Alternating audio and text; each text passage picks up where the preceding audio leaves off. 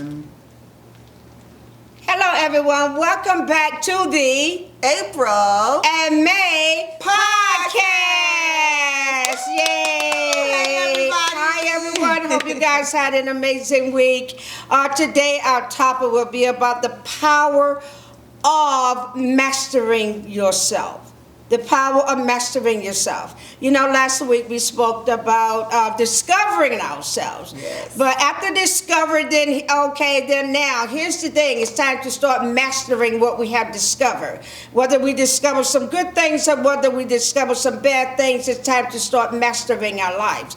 So we're going to begin. I'm going to begin with April, on this topic, and so she can give us some pointers on how to master ourselves. Oh, yes. April? Well, guys, we in our past episodes, you always says you have to stay in the master's class. And the reason why we always say that, because there's really no graduation date for it, right? Every day you are working towards mastering yourself to be better than you were yesterday, to be better than you were a second ago, right? You always want to make sure that you're working on some aspect of your life, right? That's the part of mastery. Mastery is the consistency of knowledge, the consistency of growing from that knowledge and continuing on practicing in what you've learned and not going backwards. You're always moving forward. Now, sometimes in life, guys, when our forward process, we can become a little bit, what's the word we always say, stagnant a little bit? Stagnant. Stagnated. Yeah, held back. Held back. A little bit held back. And yes. It can be a personal journey of ours. But that's okay. Guess what?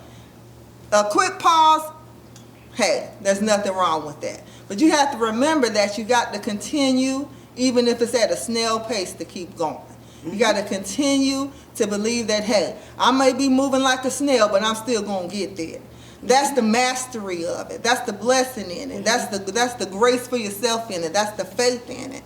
That's the whole purpose of being in the master's class and being a master of your life. Yes. You are able to do anything that you want to do with your life.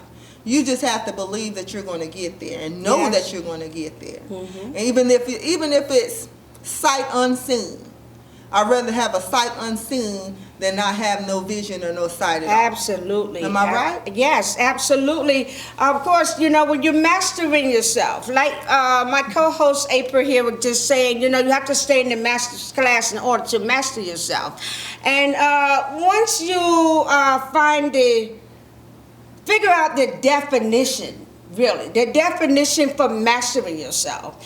It is not to walk in anyone else's shadows. Oh my God. It is not to let someone else be in the driver's seat. Oh, come on. You know what I mean? You shouldn't have anyone else to drive your life for you. Because if someone is driving your life for you, that means that you're not mastering your life. Someone has control over your life. So you want to be the one that say, this is the direction that I want to go. Yes. Not the direction you want me to go. If this person direction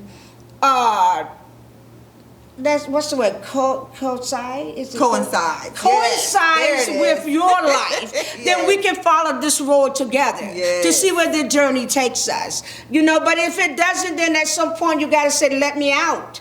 This is not the direction that I want to go for my life. This goes along with relationships. Yes.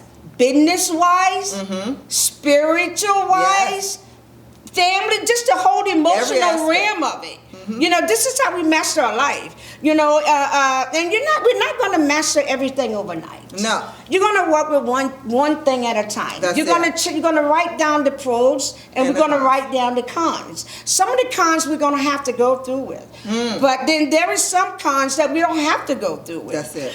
So whichever ones outweighs the other, right? It all determines and depends on you. That's to it. the direction that you want to go. That's it. Never let